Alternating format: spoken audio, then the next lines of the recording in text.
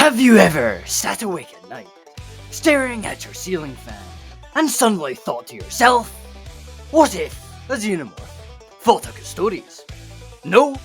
Well, congratulations, you're still sane, unlike me, because I've been peeling my brain apart over this. And lads, it's a nightmare jigsaw puzzle made entirely of meat, acid, and bad decisions. Now, normally I'd kick these videos off with a neat little summary of who's being punted face first into the 40k meat grinder, a bit of banter, a couple of cheap jokes, and off we go. But not today. Oh no, because it's October, the spooky bastard season. And instead of doing something sensible, like vampires or zombies, I've chosen the absolute worst bedtime story the sci-fi genre ever cooked up. The Xenomorph. Now, I could give you the quick patch. Big scary alien, acid blood, double jaw. Hugs your face like a drunk uncle at a wedding. Boom boom, chest burster, done. But no lads, we can't leave it at that. Because what I'm suggesting is so deranged, it makes Zinch look like he's running a knitting club.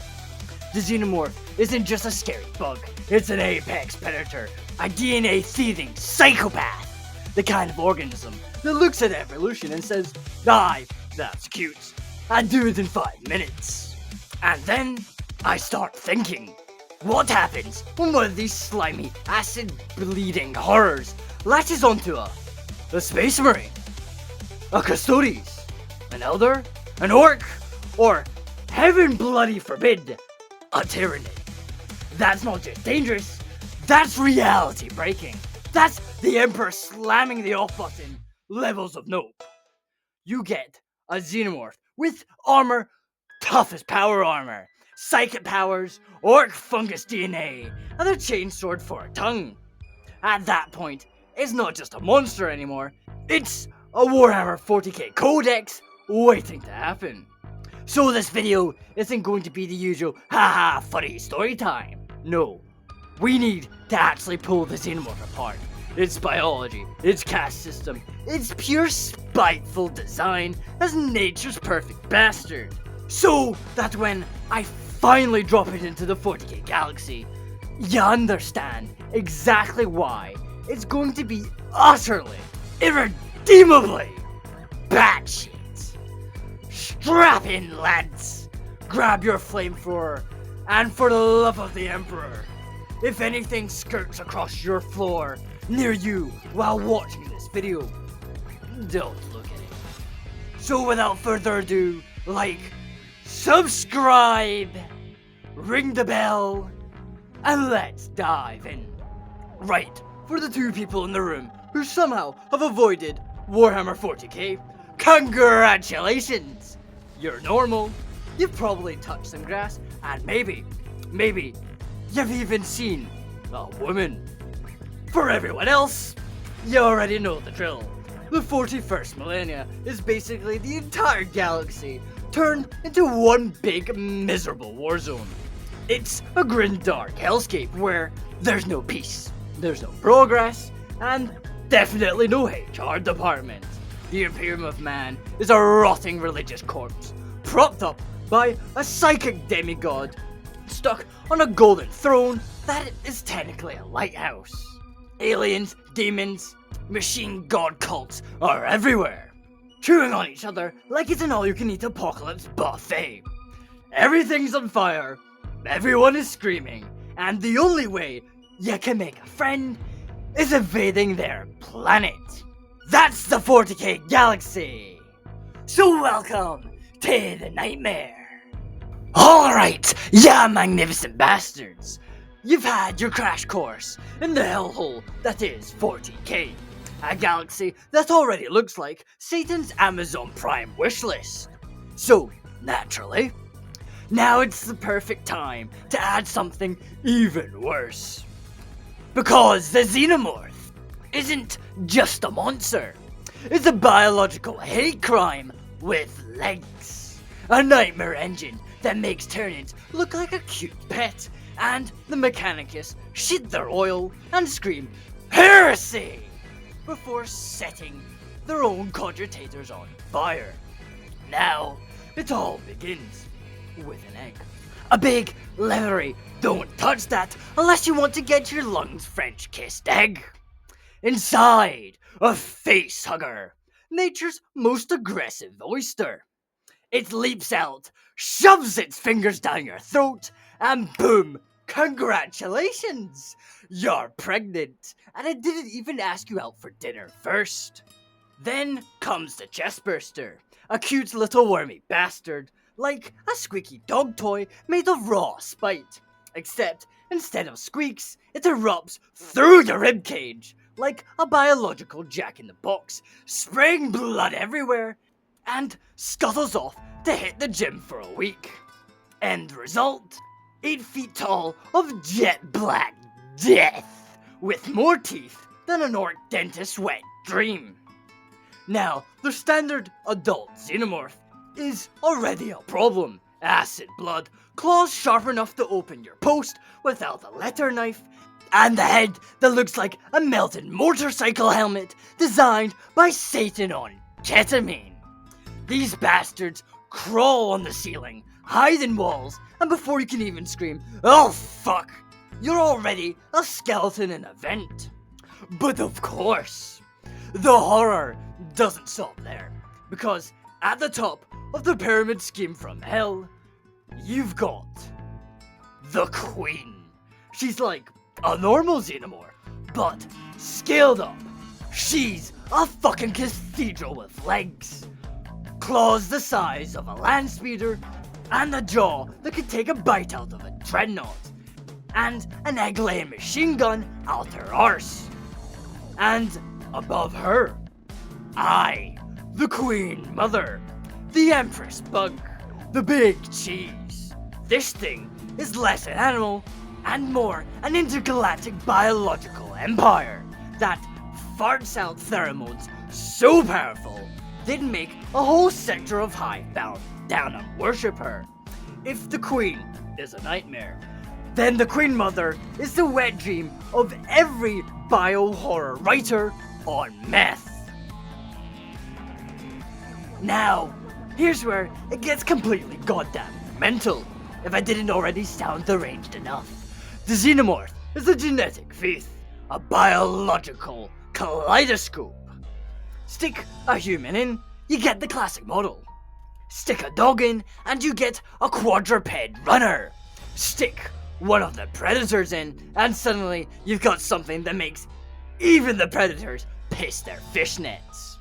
Her DNA is like plasticine dipped in steroids. It just molds to whatever host they infect, crafting a new model of bastard every time. And this, lads, is where the 40k crossover gets truly deranged. Because what happens when you slap a facehugger on a Space Marine? Nothing good. It's all awful. And I love it. So the Xenomorph, isn't just some scary movie monster. It's a force of nature. A self-reproducing nightmare that hijacks DNA, multiplies out of control, and turns entire worlds into egg farms. Put it into 40k, and suddenly you're asking a question that makes even the Emperor twitch on his golden bog throne. What happens when a Custodes gets facehugged? Can you even begin to imagine an Orc Xenomorph? Or what if somehow it infects the Necron, like a biomechanical bug with alien machine code in its genes? And don't even get me started on a demon Xenomorph. That's just heresy squared. This isn't just a what if. This is me, 3 days into sleep deprivation, staring at the wall and screaming about why the galaxy would collapse in a biological spaghetti the second one egg gets past quarantine. Welcome the nightmare buffet lands! Now, forget everything else, because we're diving face first into this gene soup. This meat of madness. What happens when the galaxy's nastiest bastards get face-hugged? I've been awake for 3 days just imagining this, and I think I've gone clinically insane. But hey, here we go. A Xenomorph Space Marine. Take a normal Xenomorph, already a nightmare. Now, smash it into Gene Seed of an Astartes. 2 hearts. Langman's organs. Osmosis bone growth. What you get is a Xenomorph that isn't just tall. It's armored like a bloody dreadnought and moves like a panther. It does not bleed out. It does not tire. You shoot it with a bolter and it keeps coming. Emperor save us all if it learns how to use the bolter. That's not just a monster, that's a chapter itself. A Custodes Xenomorph. This is where I start screaming into the void. Custodes aren't just Space Marines, they're handcrafted demigods. Every cell in their bloody body is tuned to perfection. So if a facehugger gets one of them, you're looking at the Xenomorph with Emperor tier genetics. Faster, stronger, smarter, and a golden carapace shining with acid blood. Maybe even sparks of psychic powers. That's not a Xenomorph anymore. That's a one creature extinction event. That's the kind of thing that makes the Golden Throne short circuit just to avoid dealing with it. An Eldar Xenomorph. Imagine a Xenomorph with Eldar speed, reflexes, and psychic sensitivity. Thin, wiry, bone-white terror, screaming through the shadows. You can't hit it. You can't predict it. It can sense you coming before you even move. A Xenomorph Banshee with acid blood, moving like lightning and laughing at your attempts to breathe. An Ork Xenomorph. Green, huge, loud. A Xenomorph that heals from wounds, gets tougher the more you fight it, and probably still shouts WAAAGH while biting your head off. They grow bigger in battle, fueled by sheer rage. And worst of all, they'd be bloody funny. Imagine a hive of Ork Xenomorphs, headbutting a Baneblade while spitting acid everywhere. At that point, you might as well just set the whole planet on fire and take a walk. Tyranid Xenomorph. This is where my brain just breaks. The Tyranids are already living weapons, designed to adapt on the fly. If a Xenomorph embryo somehow gestates in one, you wouldn't just get a hybrid, you'd get a biological paradox. A hive mind plus hive mother. A Tyranid Xenomorph. Abomination. With the instincts to adapt, mutate, and mass produce. It wouldn't stop. It wouldn't even need orders. It would just escalate until you're basically creating a small god out of chitin and spite. Necron Xenomorphs. Now, logic says this shouldn't work. Machines don't get pregnant, but give a Xenomorph enough time and desperation, and it'll find a way. Picture it, a biomechanical horror fused with Necron necrodermis, with Xenomorph flesh, a living metal Xenomorph that can phase through walls, shrug off blast cannons, and reform itself after being blasted apart. It wouldn't bleed acid anymore. It would bleed living metal. You wouldn't even be able to kill it. You would just inconvenience it for a few seconds. Tal Xenomorphs. Cute. Fish people getting face hugged, and suddenly you've got a Xenomorph with advanced reaction time, maybe even a knack for tech. Tal don't really stack up very well against most Xenos, never mind one that steals your nervous system and comes back smarter. Imagine a Tal Xenomorph that can fly a battlesuit. Horrible, stupid, but also hilarious. I'd watch it. Now, Demon Xenomorphs. And here's where we leave biology behind and go straight into heresy. What if, heaven forbid, a Xenomorph embryo gestates in a demonic host or a warp spawn? You'd have a creature that's half in reality and in the warp. A Xenomorph that phases through walls, breathes corruption, and laughs at holy symbols. A Xenomorph with a demonic resistance, acid blood, and a mouth full of teeth that exists in 3 dimensions at once. That's not even a creature anymore. That's a nightmare summoned into flesh. The Grey Knights would have to just exterminate the concept just to be safe. So yeah, that's where my sanity is going. A galaxy of mutated horrors, golden Custodes Xenomorphs, psychic Eldar Xenomorphs, regenerating Orks Xenomorphs, and Tyranid paradoxes. Necron biological nightmares, Tal tech bugs, and demon warp beasts. Each one worse than last, and each one proof that I should have touched grass years ago, but hey, here we are. The genetic buffet of the 41st millennia has just been raised by the universe's most effective parasite. And I don't even know whether to laugh, scream, or just burn everything down. Now lads, time for a proper fucking story! It begins, as it always does, with silence. A lowly agri-world at the edge of the Imperium. A frigate limps into dock. Battered, scarred.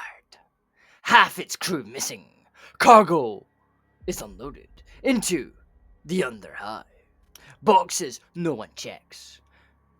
Containers, contents no one questions.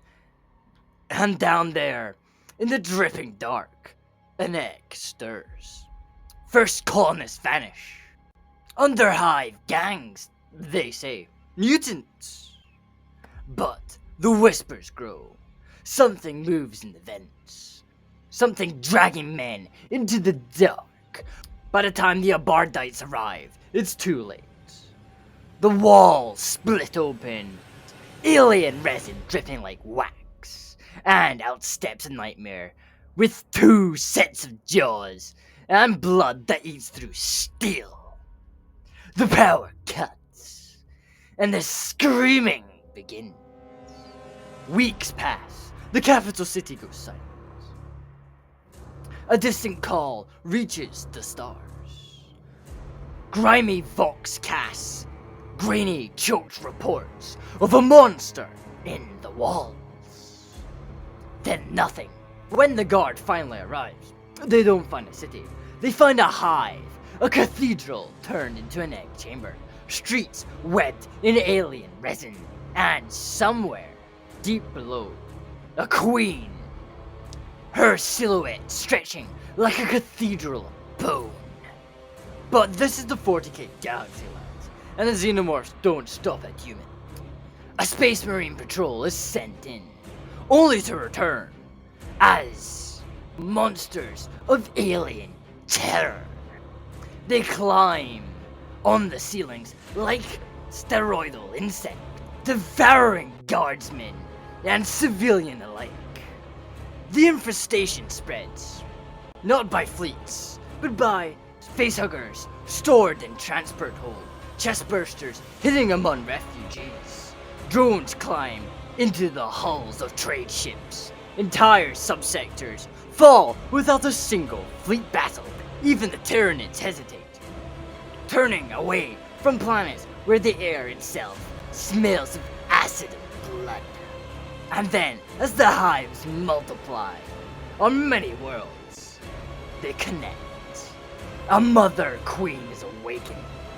Her screams echo across the stars, and worlds burn as a biological empire takes shape. Now, who knows where it ends? Who knows how it ends? But one thing is certain. The galaxy of 40k just gained a new horror. It's never asked for.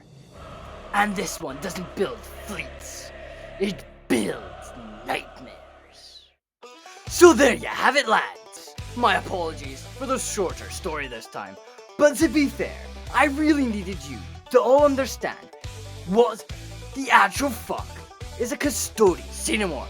Now if that melted your brain into a puddle of heretical soup, do me a favor. Smash that like button. Like a Hive tyrant, getting force-fed an acid bath. Subscribe to the channel before something with too many teeth subscribes to you, and hit that notification bell so you don't miss the next monstrosity I unleash. And remember, lads, nightmares don't come under your bed anymore. They come from the galaxy itself. Now, have a killing day, you bloody legends, and I'll see ya in the next one.